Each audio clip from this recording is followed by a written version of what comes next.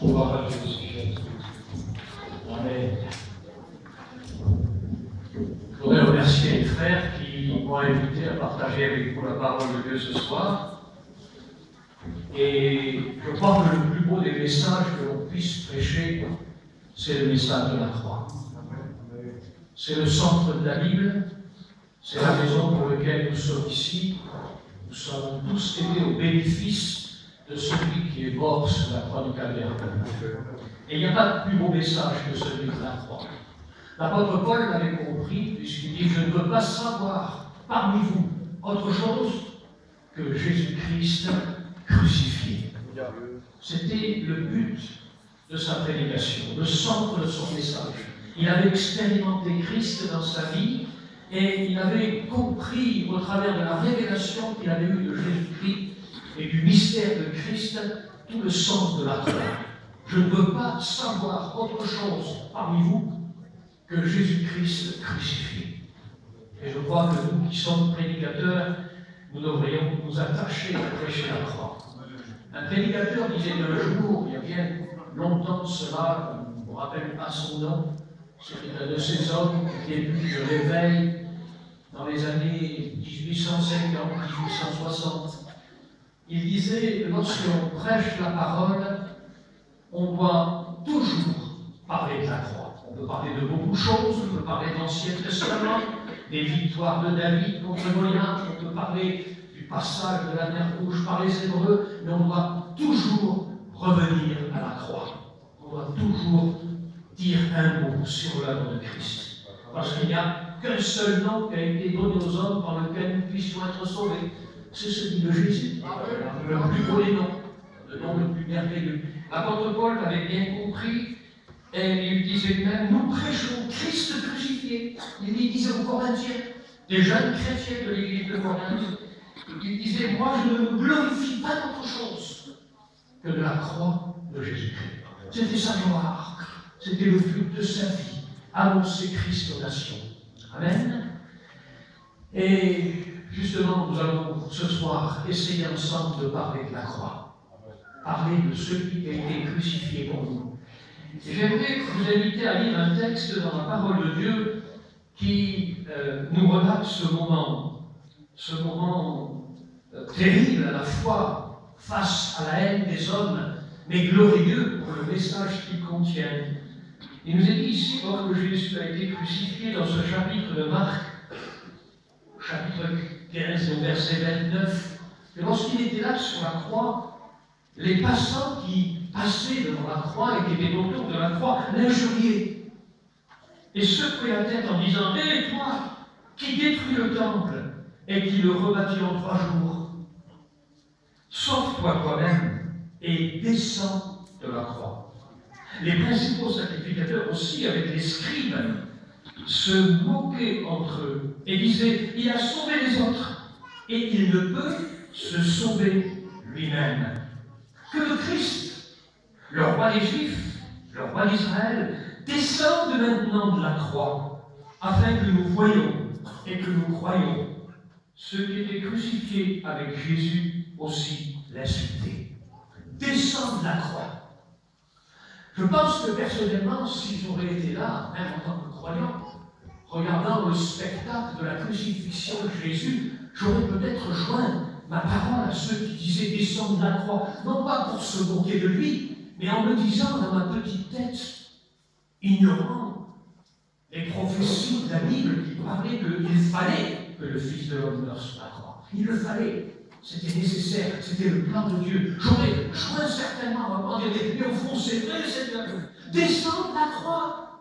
Mais descendre de la croix, regarde un petit peu comment les gens seraient bouleversés de devoir descendre de la croix. Mais ça serait formidable. Tout le monde croirait en toi. Ça serait le plus grand des miracles. Mais descendre de la croix, Seigneur. Je l'aurais dit dans un bon sens, non pas en me moquant comme le faisaient les scribes et les pharisiens. Et puis, je me pose la question et je vous pose la question. Est-ce que Jésus avait le pouvoir de descendre de la croix? Est-ce que Jésus avait le pouvoir de descendre de la croix? Certainement. N'a-t-il pas dit dans le jardin de Gethsémani, mais si je peux faire un signe à mon Père, invoquer mon Père, demander à mon Père, et il enverrait 12 légions d'anges. C'est-à-dire 60 000 anges. 60 000 anges étaient prêts à intervenir pour défendre le Fils de l'homme et éviter qu'il meure sur la croix. Mais le Fils de l'homme n'était pas venu pour être celui qui est rescaté de la croix, mais il était venu pour mourir sur la croix. C'est là toute la différence. Il était venu pour mourir sur la croix. C'était le plan divin de Dieu. Alors, mais qu'est-ce qui retenait Jésus cloué sur la croix? Je me suis posé la question. Et puis, tout à l'heure, nous parlions avec José d'une histoire que les Gitans connaissent. Je ne sais pas si les Gitans que vous êtes connaissent, parce que je sais que les Roms et les Manouches connaissent cette histoire, mais je pense que vous la connaissez aussi. Savez-vous qu'en Israël, à la porte des brebis, il y a tout près de la piscine de Bethesda un quartier gitan. On en a parlé tout à l'heure, un quartier gitan. Ce sont des Thomas, qu'on appelle, qui vivent là. Ils parlent un petit peu romanesque. On a eu des bons contacts. Quelques-uns d'entre eux, maintenant, sont baptisés. On a même un jeune qui commence à servir le Seigneur. Ce sont des musulmans. Ils ne connaissaient pas Jésus-Christ il y a quelques années, mais qui ont découvert Jésus. Et puis nous avions le projet, d'ailleurs, qui est établi de l'Église, et les musulmans de la vieille ville de Jérusalem nous avons empêchés. On n'a pas pu louer le local, qui était donc dans l'enceinte de la piscine de Bethesda. On a eu pression de la part des musulmans, on n'a pas pu ouvrir le local, et le travail se continue, donc dans les maisons, de maison en maison, pour les gagner à Jésus-Christ, et plusieurs se sont convertis avec Christ. Ce qui est extraordinaire, c'est qu'ils m'ont raconté une histoire. Selon l'histoire même des Gitans de Jérusalem, ils sont là-bas, dans la vieille ville de Jérusalem, dans la vieille ville, à l'intérieur des vieux murs de Jérusalem. Officiellement et historiquement, ils sont là-bas depuis 800 ans. Ça fait 800 ans qu'ils vivent dans un quartier de Jérusalem, et comme les Gitans de Perpignan, on dit pas loin de la place Cassagne. Alors, depuis combien de siècles ils vivent là? Alors là, moi je ne saurais pas vous le dire. Mais toujours est-il, c'est que dans ce quartier gitan, il y a environ 200 familles qui vivent là depuis 800 ans. Eux, ils ont une autre version des choses. Ils disent qu'ils sont là depuis 2000 ans et qu'ils étaient là au moment de la crucifixion.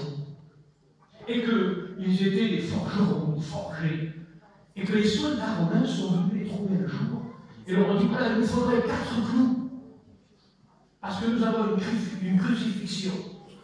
Alors ils se sont dit ben, c'est une aubaine, on va faire un peu d'argent. Ils avaient l'habitude de forger les clous. Vous savez, la crucifixion était quelque chose de commun sous l'Empire romain. Alors ils se sont décidés à forger les clous. Et puis une de leurs femmes s'est promenée dans la ville de Dolorosa. Vous avez entendu parler de la ville de Dolorosa? C'est la rue des douleurs. C'est par là, on dit, que le Seigneur a traversé la vieille ville de Jérusalem pour se rendre à la tour Antonia, et ensuite donc au prétoire, et puis remonter vers le Golgotha, cette Via Dolorosa. Alors elle s'est promenée là, et elle a vu le spectacle de celui que l'on avait crucifié. Elle s'est dit, c'est pas le même. Il est complètement différent. Il y a quelque chose, il y a une lumière, il y a un amour dans son regard. Ce n'est pas possible. Ce n'est pas un condamné à mort comme les autres. Alors elle est retournée vite au camp et elle a dit, voilà, il y a quelque chose qui se passe. On ne peut pas se permettre de forger 4 clous. On ne va en forger que 3. Vous avez entendu parler du clou qui a été échoué par les Gitans? Vous n'avez pas entendu parler de ça? Je ne crois pas que les Gitans connaissent l'histoire. Mais laissez-moi vous dire une chose, ça c'est une légende. La Bible ne parle pas de ces choses. La Bible a un autre regard sur la crucifixion. Toujours est-il, c'est qu'il a bien fallu des clous pour clouer Jésus sur la croix. Alors on peut se poser la question, mais qu'est-ce qui retenait Jésus cloué sur la croix? Est-ce que c'était les clous visibles, forgés par les Gitans, si vous voulez, ou éventuellement par quelques forgerons romains ou juifs?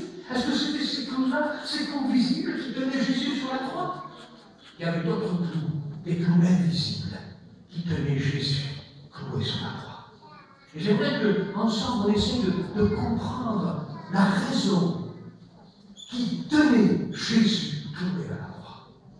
Et le premier clou qui tenait Jésus cloué à la croix, c'est le clou d'obéissance. Il était venu pour faire la volonté de son Père.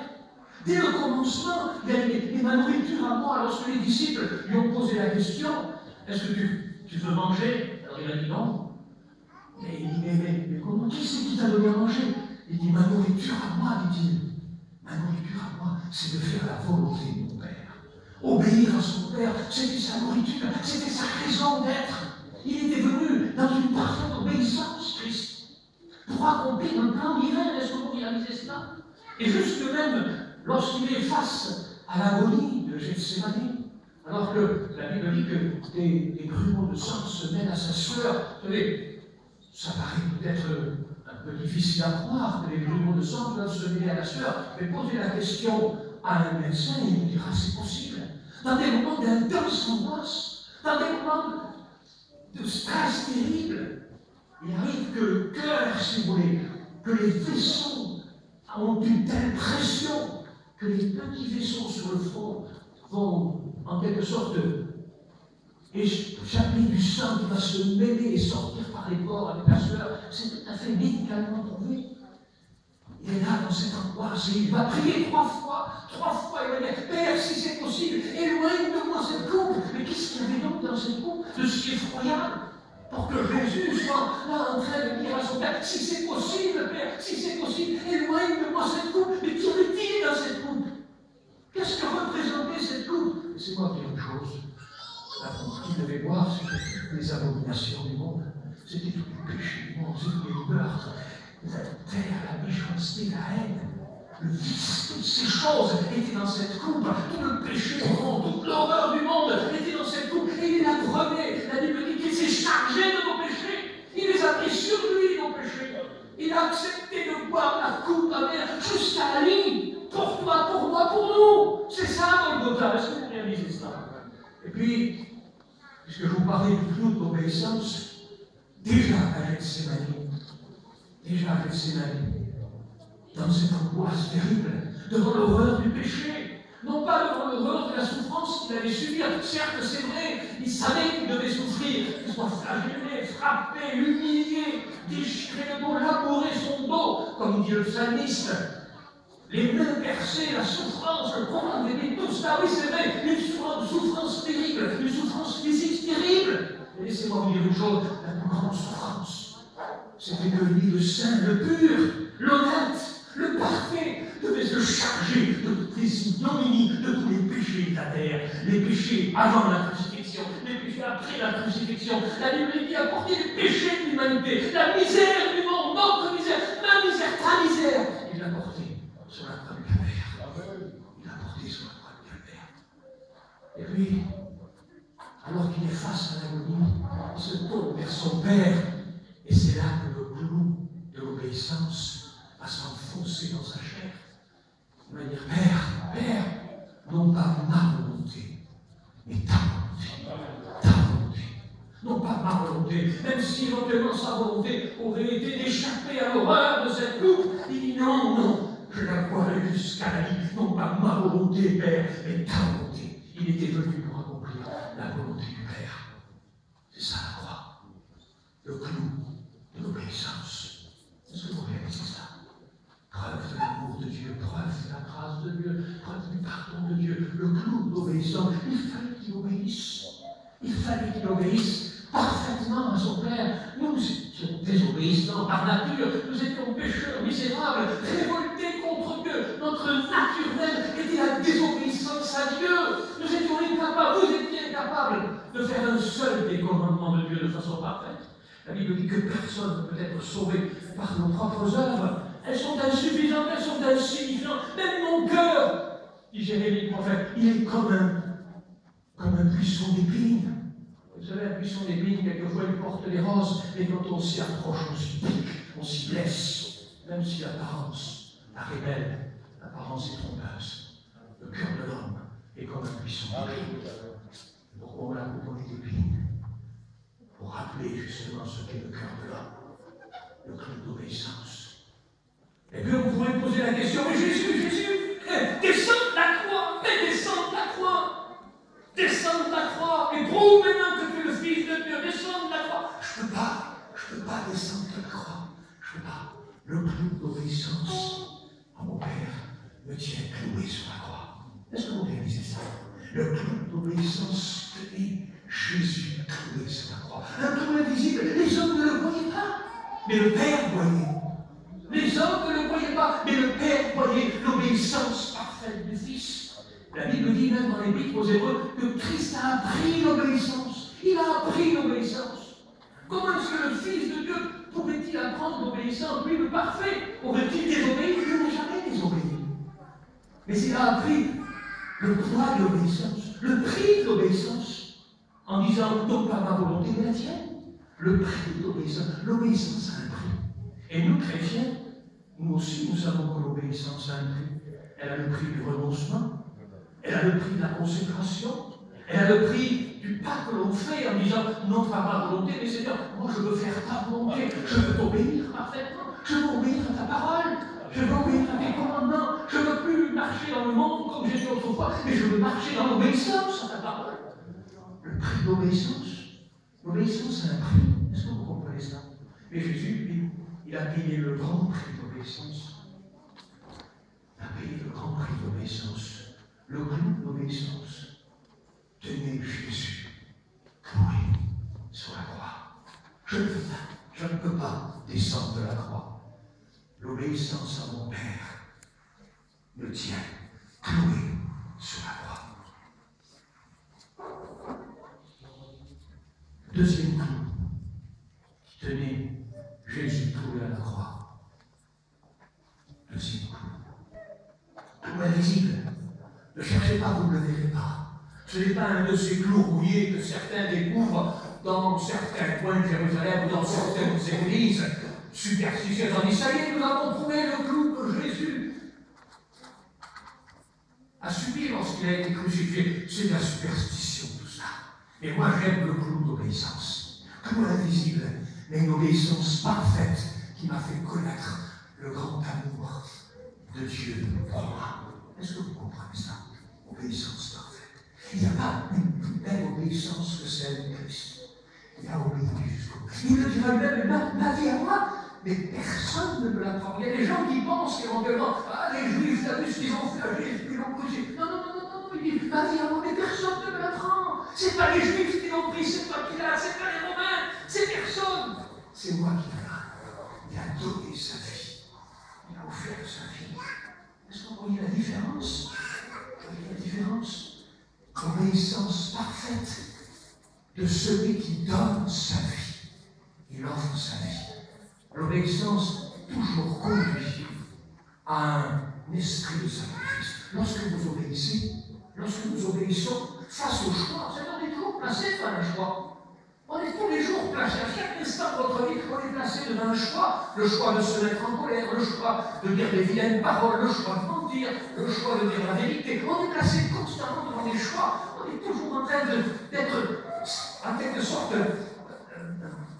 attaqué d'une certaine manière, ou provoqué à la désobéissance. Mais lorsque le chrétien est fort, il dit non à la désobéissance et oui à l'obéissance en Christ. Vous comprenez ce que je veux dire? C'est vrai que nous n'aurons jamais cette dimension de l'obéissance comme Christ l'a. Nous dérapons quelquefois, nous faiblissons. La Bible dit même, et c'est l'apôtre Paul Pierre qui en parle, il dit nous bronchons de différentes manières, c'est-à-dire nous dérapons quelquefois, c'est vrai, on est humain, on est dans la chair, et la chair quelquefois, elle a des désirs contraires à ceux de l'esprit. L'apôtre Paul le rappelle lorsqu'il dit, bref, et puis là c'est aussi le sens même de l'obéissance face à la désobéissance. Il dit lorsque je veux faire le bien, le mal est attaché à moi, et lorsque je ne veux pas faire le mal, et je le fais quand même. Parce qu'il y a une loi, il y a un combat, et je lutte contre cette loi d'entendement, et on a l'impression, si on voudrait s'arrêter là, que tout est fini, tout est foutu, il n'y a plus rien à faire. Et l'apôtre Paul termine en disant, béni soit Dieu en Jésus-Christ qui nous donne la victoire. Alléluia. Nous n'en avons pas le clou d'obéissance, mais à cause de son obéissance parfaite, il peut nous rendre obéissants. Il nous donne la capacité, le pouvoir d'être obéissants par sa parole, par sa force. Descendre à la croix, je ne peux pas. Je me dois une obéissance parfaite à mon Père. Est-ce que vous comprenez ça? Le deuxième clou qui tenait Jésus sur la croix, encore un clou invisible, vous ne le verrez pas, et vous l'avez expérimenté, c'est le clou d'amour. Le clou d'amour tenait Jésus cloué sur la croix. Le clou d'amour. Il n'y a pas de plus grand amour, dit Jésus, que de donner sa vie pour ses amis. C'est la preuve de l'amour. Vous pourrez donner tous vos biens, vous pouvez faire ce que vous voulez, vous pouvez vendre tout, le distribuer aux pauvres. Ce n'est rien, ce n'est rien. Mais l'amour, le vrai, l'agapo, l'amour qui vient de Dieu, qui est déversé dans nos cœurs par le Saint-Esprit, il dépasse tout. Il dépasse tout. Il a une dimension insondable, immense. Et il est répandu dans nos cœurs par le Saint-Esprit. L'amour de Dieu, l'amour de Christ. Est-ce que vous comprenez cela? Le coup de l'amour. Tenez, Jésus, cloué sur la croix. C'est important à nous forger par les hommes, parce que l'amour des hommes, ce n'est ni très limité. Tu m'aimes parce que je t'aime parce que tu es mon frère, tu es mon cousin, tu es ma famille, parce que tu m'as fait bien, parce que tu m'as invité à ton dernier mariage, je t'aime bien, tu es mon copain. C'est pas ça l'amour, mon Dieu.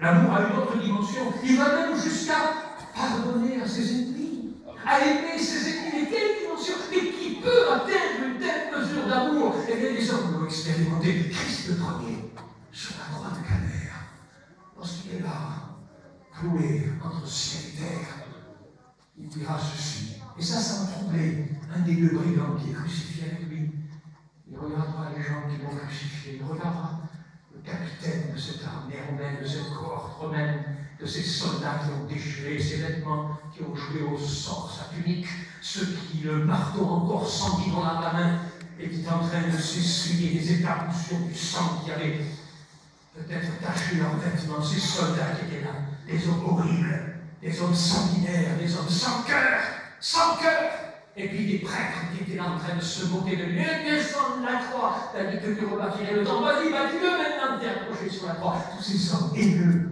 la haine des hommes. Et Jésus, attaché sur la croix, va manifester le plus grand des pardons. Il va dire, Père, pardonne-leur, car ils ne savent pas ce qu'ils font. Ils ne savent pas ce qu'ils font. Ils sont ignorants. Ils ne savent pas, ils ne connaissent pas. Ils ne savent pas, ils ne connaissent pas les Écritures. Ils ne savent pas pourquoi je suis venu. Ils ne savent pas la raison de ma mort. Personne ne savait. Même le brigand sur la croix, personne ne lui avait fait d'école biblique. Il n'avait jamais lu les évangiles. Il n'avait pas encore eu l'occasion de lire les épîtres de Paul. Il ne connaissait rien.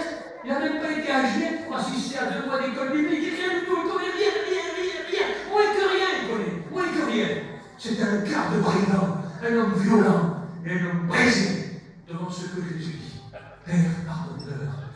Alors que les crucifiés, il en a vu des dizaines, des copains à lui, qui ont été pris et crucifiés par les Romains, dont la langue était pleine d'injures, de vilaines paroles, de charmants, à l'égard de ceux qui étaient en train de le crucifier, de le templer. Jurer le ciel, la terre, jurer Dieu, tout ce qu'on voudra. Ils étaient là, accrochés au bois. Mais Jésus, lui, est un crucifié qui n'est pas comme les autres. Père, pardonne-leur, car ils ne savent pas ce qu'ils font. Et puis, lorsqu'on est revêtu des sentiments qui étaient en Jésus-Christ, lorsqu'on est un vrai chrétien, on est un lui-même pardon. Regardez Étienne, quelques semaines après, lorsque vous lisez le livre des Actes des Apôtres, au chapitre 8, chapitre 7, et lorsque Étienne lui-même est arrêté, lorsqu'il est accusé de mensonge, il est accusé et on le calomnie, et on veut essayer de prouver que c'est un mauvais, un blasphémateur, à ce moment-là on décide de le lapider, on l'arrache, on le sort de la ville, on le met à la porte des brebis, qu'on appelle aujourd'hui la porte d'Étienne, et puis là, on le jette par terre. Et les hommes commencent à jeter des pierres sur lui, à le lapider. Le sang coule de son front, son dos est blessé. Il est là, à moitié agonisant. Un martyr, le premier martyr de la Bible, le premier martyr de l'Église. Est-ce que vous réalisez cela? Le premier martyr de l'Église. L'Église commence avec un martyr. Elle commence avec les fusions du Saint-Esprit. Elle commence avec des miracles et des prodiges. Et elle commence aussi avec un martyr, un homme qui est capable de mourir pour Christ.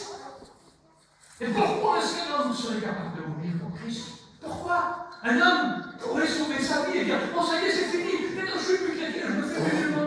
Et puis il sauve sa tête. 21 jeunes chrétiens, vous l'avez certainement vu à la télévision, 21 jeunes chrétiens, ce n'étaient pas des gars qui parlaient en langue, ce n'étaient pas des gars qui avaient vu des miracles, mais malgré tout dans leur cœur, ils savaient que Jésus était vivant. Ils avaient reçu l'amour de Dieu, parce que c'est pas possible, un homme n'accepte pas de mourir décapité. égorgé s'il n'a pas vécu l'amour de Dieu. Ou c'est peut-être à un moment donné, Dieu, par sa grâce et sa miséricorde, remplit les cœurs de ces hommes de son amour. Est-ce que vous comprenez ça? Dieu remplit les cœurs de son amour. Et ces hommes-là, à genoux, je regardais à la télévision, ils étaient en train de prier. Ils ne hurlaient pas, ils ne criaient pas, ils ne suppliaient pas leur bourreau. Ils étaient en train de prier. Peut-être priait-il la prière d'Étienne lorsqu'il a été lapidé et lorsqu'il a vu le ciel s'ouvrir. Peut-être que ces hommes ont vu le ciel s'ouvrir. Pourquoi pas? Peut-être que les hommes, parce que c'est impensable, c'est inhumain, c'est incompréhensible de penser que les hommes qui sont en train de mourir, qui savent maintenant que leur dernière minute est arrivée, leur dernière heure est arrivée, on va les égorger comme des veaux, comme des moutons. Et ils sont là dans la paix, en train de prier. Peut-être ont-ils vu le ciel s'ouvrir et qu'ils ont vu leur Sauveur, non pas assis à la droite du Père, mais debout à la droite du Père. Parce que laissez-moi dire une chose, pour ceux qui sont fidèles jusqu'au bout, pour ceux qui sont fidèles au Seigneur jusqu'au bout, le Christ les accueille, non pas assis, mais les accueille debout. Il les accueille debout. Au jugement dernier, Christ sera assis pour juger les nations, les méchants, les infidèles. Ceux qui ont le cœur dur, ceux qui ont refusé Jésus-Christ, ceux qui n'ont pas voulu accepter Jésus comme leur sauveur. Et j'espère que ce n'est pas ton cas aujourd'hui. Et que le jour où tu te présenteras devant Dieu, Christ ne se lèvera pas. Il sera assis sur son trône et il dira, retirez-vous de moi, méchants. Et vous êtes déjà jugés, dit la Bible. Non pas parce que Dieu vous juge, mais parce que tout simplement, celui qui n'accepte pas Jésus comme son sauveur, il est déjà jugé. Il est déjà jugé. Vous n'avez pas besoin d'être jugé, vous êtes déjà jugé. Vous êtes déjà perdu pour l'éternité. Jugé, perdu. Mais il y a une promesse que nous rappelle l'apôtre Paul. Il n'y a plus de condamnation pour ceux qui sont en Jésus-Christ. Est-ce que vous croyez ça, les frères? Il n'y a plus de condamnation. Il n'y a plus de condamnation pour ceux qui sont en Jésus-Christ. Ils sont passés de la mort à la vie, des ténèbres à la lumière. Ils ont reçu Christ comme leur sauveur. Le clou de l'amour. Le clou de l'amour a percé le cœur d'Étienne. Son amour pour son Seigneur, son amour pour Dieu était tellement grand qu'il a prononcé les mêmes mots. Il a dit, Seigneur, Seigneur, ne leur impute pas ce péché. Ne leur impute pas ce péché. Voilà la prière d'Étienne. La Bible dit dans le livre aux Philippiens, ayez en vous les sentiments qui étaient en Jésus. Avoir les sentiments qui étaient en Jésus-Christ, ce n'est pas du folklore. C'est aimer comme il a aimé. C'est pardonner comme il a pardonné. C'est prier pour ses bourreaux comme il a prié pour les bourreaux. Est-ce que vous comprenez ça? Les sentiments qui étaient en Jésus-Christ. L'amour. L'amour de Dieu. Jésus a manifesté son amour envers ses disciples. Vous lisez ça dans le chapitre 13 de l'évangile de Jean. La Bible dit que pour ses disciples, pour ceux qui étaient avec lui, pour les 12 qui étaient là, ce soir-là, il a pris un linge, il s'est déshabillé, et puis il a lavé les pieds de ses disciples. Quel geste d'amour! C'est beau, c'est grand, mais c'était pour ses disciples. Et là, il a, disons, prouvé la grande mesure de son amour, de tout son amour, et de l'amour de Dieu, parce que Dieu a tellement aimé le monde, qu'il a donné son Fils. Et c'est ce la croix du calvaire qui est révélé toute la substance même, l'essence même, la puissance même, la grâce même, la dimension suprême, inimaginable, incompréhensible, insondable de l'amour de Dieu sur la croix du calvaire. Et si on aurait demandé à Jésus, Jésus, mais descends de la croix, mais descends de la croix, descends de la croix, que tout le monde croit en toi, que tout le monde te croit. Jésus aurait certainement pu dire, je vous aime trop pour descendre de la croix. Je vous aime trop pour descendre de la croix. Jésus vous aime à un tel point, à une telle dimension, une telle profondeur. Jésus t'aime à une telle profondeur. Tu ne peux pas l'imaginer, tu ne le comprends pas. Mais le Saint-Esprit, au travers de ce simple message ce soir, peut révéler dans ton cœur l'amour de Dieu. Tu n'as pas la capacité de te révéler ces choses. Je n'ai pas la capacité de te révéler ces choses. Mais laisse le Saint-Esprit ouvrir la porte de ton cœur. Laisse-le ouvrir la porte de ton cœur et laisse-le agir dans ta vie pour te révéler l'amour de Dieu. Dieu, le grand Dieu, le Dieu insondable, le mieux que l'on ne connaît que dans peut-être une goutte d'eau dans un océan. L'amour de Dieu est si grand, si haut, plus élevé que le ciel, plus profond que les océans, plus large que tout l'univers. Cet amour de Dieu a été manifesté en Jésus-Christ à la croix. Je t'aime trop. Mon ami, Jésus t'aime trop, t'as trop aimé pour accepter de descendre de la croix. Il est resté cloué avec le genou d'amour sur la croix de Calvaire. Et il a été jusqu'au bout. Jésus ne fait pas les choses à moitié. Nous, on a tendance un petit peu à faire les choses à moitié. On voudrait que ça se termine vite. Non, Jésus a été jusqu'au bout. Jusqu'au bout. Et c'est combien de choses? Il y a un autre tout. Le troisième. Je me contenterai de parler que de 3 jours. Il en avait dit peut-être 4, je n'en sais rien. Et puisque les gitans disent qu'il y a un Jorah, il est peut-être dans une de vos poches, un Jorah, parce que les gitans, c'est Jorah. Alors ils ont peut-être Jorah dans le cou, et puis ils vont passer à vous, je ne sais rien. Mais toujours est-il, c'est que ce soir, je ne parlerai que de 3 jours. Je parlerai que de 3 jours. Le troisième clou, c'est le clou du pardon. Le clou du pardon. Et je crois que c'est ça qui est le plus important. Il y a dernièrement eu un film, peut-être que quelques-uns d'entre vous ont eu l'occasion de le voir. Il a été fait par Mel Gibson. Vous avez entendu parler de ce fameux Mel Gibson qui a fait un film sur la passion de Jésus. Alors c'est bien fait. C'est Hollywood en plein. Il y a eu quelque chose partout. C'est assez horrible même quelquefois. C'est difficile à soutenir toute la violence exprimée dans ce film. Et puis, la plupart du temps, ceux qui l'ont vu ont été horrifiés par la souffrance endurée au cinéma, par cet homme qui représentait le Christ. Et c'est vrai que ça a été un moment terrible, cette traversée de Gethsémani, où les hommes l'ont traîné, l'ont frappé, l'ont torturé, ils l'ont craché au visage. La Bible dit qu'ils lui ont arraché la barbe, ils lui ont planté des épines profondes dans le front. Son front était ensanglanté. Je ne veux pas vous décrire ce qu'a écrit ce film. Il suffit de lire la Bible. La Bible est suffisante. Je n'ai pas parlé du film de Mel Gibson. Mais laissez-moi vous dire une chose. Mel Gibson a fait certainement, sur le plan technique hollywoodien, quelque chose de bien réussi. Mais il a manqué le but. Il a manqué le but. Vous allez me dire comment ça? Oui, il a manqué le but. Parce que tous ceux qui ont été voir le film, je ne parle pas de nous chrétiens, nous connaissons le véritable sens de la souffrance de Christ. Ou alors si vous ne le connaissez pas, c'est que vous n'avez rien compris. Nous chrétiens, nous savons ce que c'est, la crucifixion, et le pourquoi de la crucifixion. Mais lorsque les gens allaient voir ce film et qu'ils sortaient du cinéma, ils étaient remplis de haine. La plupart, il y a eu des interviews de fait, les sales juifs, les romains, qu'est-ce qu'ils ont fait, t'as vu ça, ils sont vilains, là, si j'aurais été là, moi, et puis ceci, cela, une sorte de haine, de hargne, de violence montée dans le cœur. Mel Gibson a loupé le but, a manqué le but. Pourquoi? Et parce que le véritable message de la croix, de la souffrance de Christ, n'y est pas dans son film. Il ne parle pas de la raison pour laquelle Christ est mort. Est-ce que vous comprenez ce que je veux dire? Il ne parle pas. Il passe à côté.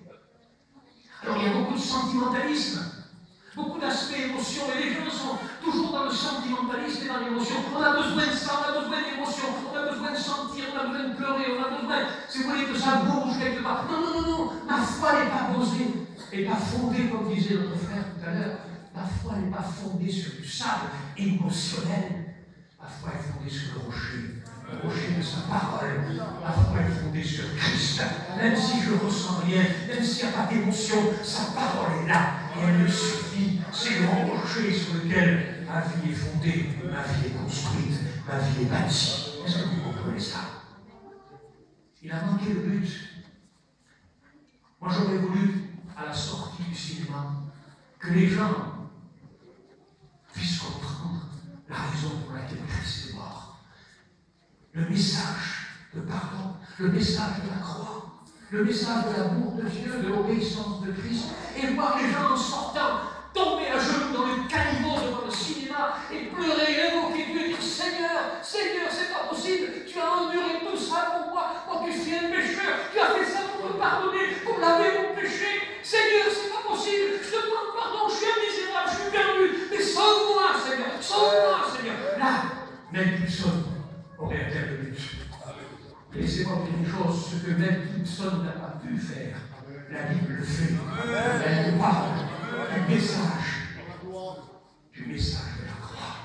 La croix est une folie pour les hommes. La croix est une folie pour les Juifs, parce que la croix c'était le symbole même de la malédiction, parce que la Bible dit « Maudit soit quiconque est pendu au bois ». Il a été maudit pour moi, il a été jusqu'à être maudit pour moi. Abandonné du Père sur la croix. Père, pourquoi m'as-tu abandonné du Père? Savez-vous pourquoi?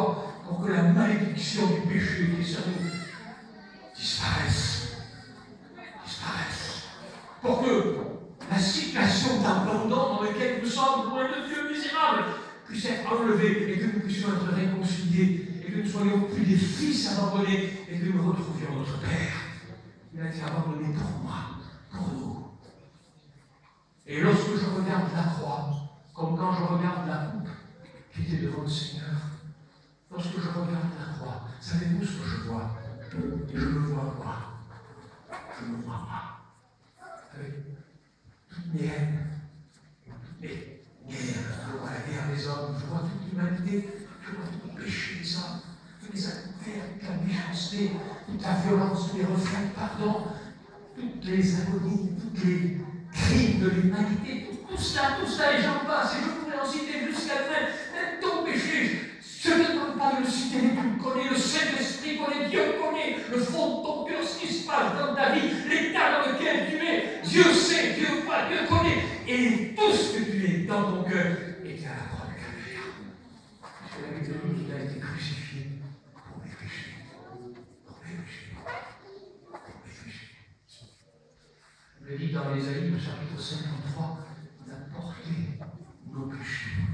Il a porté les péchés. Il les a portés comme un fardeau terrible. Tous les péchés de l'humanité, toute la noirceur, toute l'horreur de la désobéissance des hommes, de la perdition des hommes, du péché. Il a porté là, sur lui, à la croix.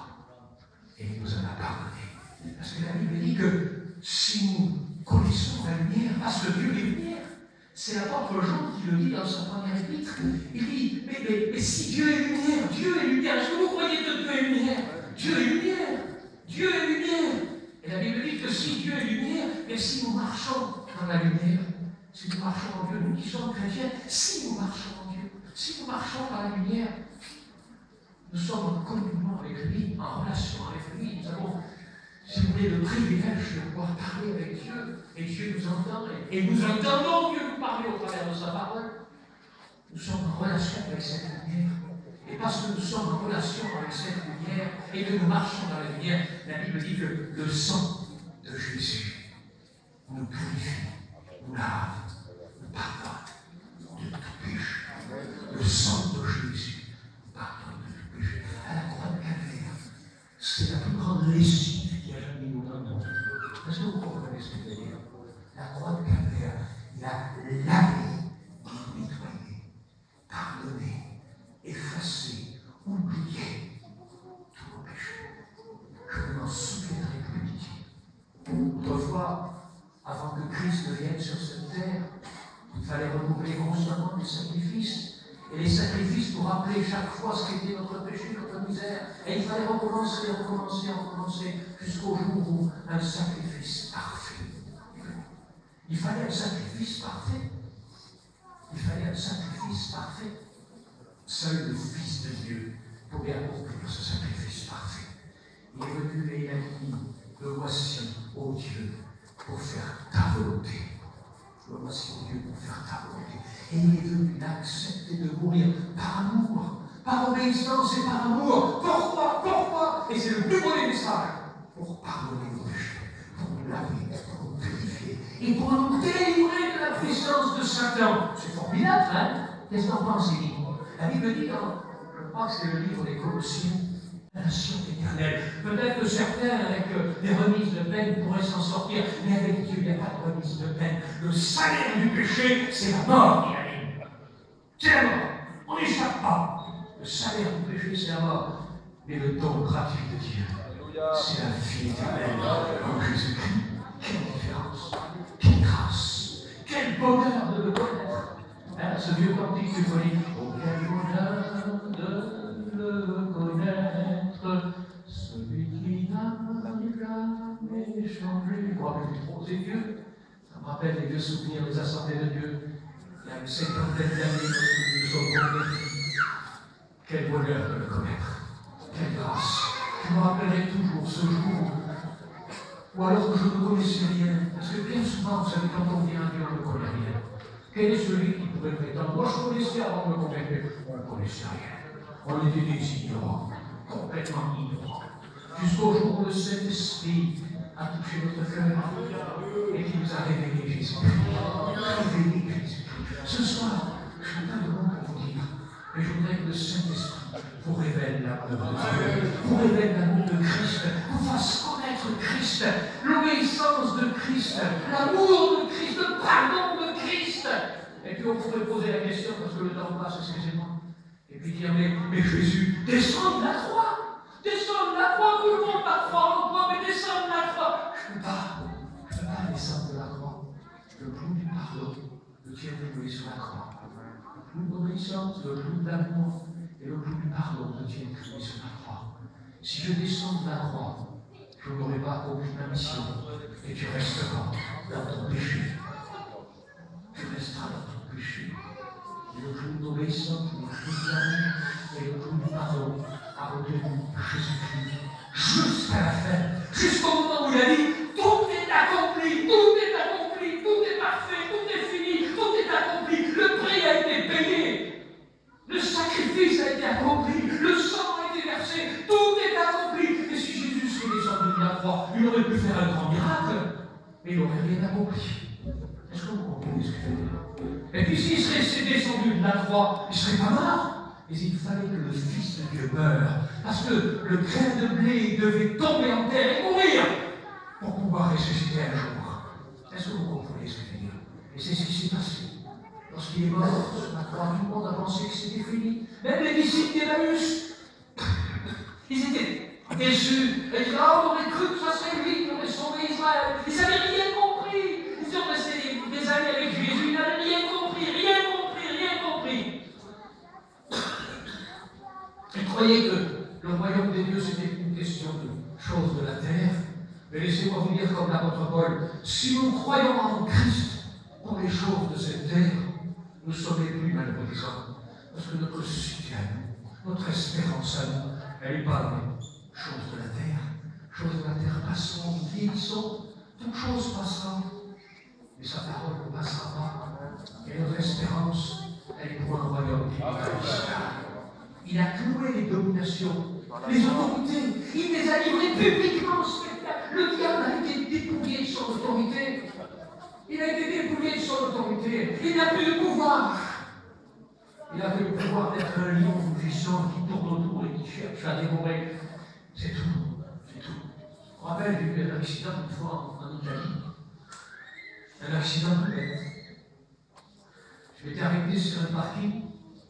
Les enfants étaient avec nous, avec la caravane, et puis on a voulu acheter quelques raisins au sud de l'Italie avant de prendre le bateau pour la Grèce. On a arrêté sur ce parking, c'était parking de poids lourd avec un peu de gasoil sur le parking. Et puis il y avait des beaux raisins qui étaient étalés à la vente. Alors, enfant, il dit, va chercher du raisin, papa. Alors, je me suis approché pour acheter du raisin. Et j'ai pas vu qu'il y avait un grand fil de fer qui faisait au moins 30 mètres de long sur ce parking, avec un énorme chien. J'avais vu le chien là-bas, avec une chaîne, mais je n'avais pas vu que le chien pouvait courir sur le fil de fer devant le parking. Je me suis approché au moment où j'allais me présenter pour acheter des raisins. Le chien s'est mis à courir, a suivi le fil de fer, et j'ai tellement eu peur que j'ai fait un bond en arrière. J'ai sauté et je me suis cassé les bras. Ah, j'étais bien pour aller en Grèce avec un bras cassé. C'est ma femme qui passait les vitesses et moi qui tenais le volant.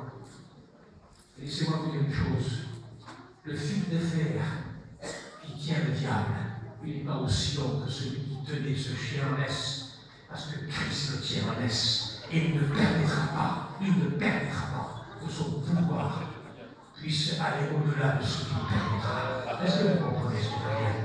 Il a cloué à la croix les dominations, les autorités, Il est adoré publiquement en spectacle, en triomphant d'elle. Il a triomphé, Christ a triomphé à la croix du Calvaire. Il a triomphé, son sang précieux qu'a coulé à la croix du Calvaire nous donne plein pouvoir, plein pouvoir sur l'œuvre des ténèbres si nous demeurons dans la lumière. Parce que nous vaincons les ténèbres lorsque nous avons la lumière, et lorsque nous marchons dans la lumière, et lorsque nous sommes en communion avec celui qui est la lumière, et que le sang de Jésus nous lave et nous purifie de tout péché. Quelle grâce! Quelle grâce! Je voudrais juste conclure par quelque chose. L'apôtre Paul avait si bien compris ce message de la croix, et ce message de la mort de Jésus, et de la résurrection de Jésus, qu'il le vivait en lui. Et il disait dans une de ses épîtres, je suis crucifié avec Christ. Ça veut dire que les mêmes clous tenaient Paul crucifié avec Christ. Le clou de l'obéissance, il voulait obéir à son maître. Le clou de l'amour qui avait au-dessus de tout. Et le clou du pardon tenait aussi Paul crucifié sur la croix. Combien de fois, par les sollicitations de la vie, par les problèmes de l'existence, par des fois les intérêts personnels, les ambitions personnelles, par ce qu'on désire nous et puis qui pas toujours à la gloire de Dieu, par notre convoitise, par la chair qui nous pousse quelquefois à la désobéissance. Combien de fois nous sommes descendus de la croix, hein? Le clou de l'obéissance ne nous a pas tenus, nous sommes tombés dans la désobéissance. Le clou de l'amour ne nous a pas tenus, nous avons laissé notre colère nous emporter. Le clou du pardon ne nous a pas tenus. Nous n'avons pas été capables de pardonner notre frère. Ah, je lui pardonne, mais je ne veux pas le voir. C'est pas du pardon, ça. Le vrai pardon, c'est celui que Christ a fait. Père, pardonneur. Père, pardonneur. Est-ce que vous comprenez ce qu'il dit? Il nous invite pas seulement à porter notre croix. Il y a des gens qui disent, moi je porte ma croix avec ce que je passe. Tu sais, je porte ma croix. C'est pas de cette croix-là qu'il s'agit.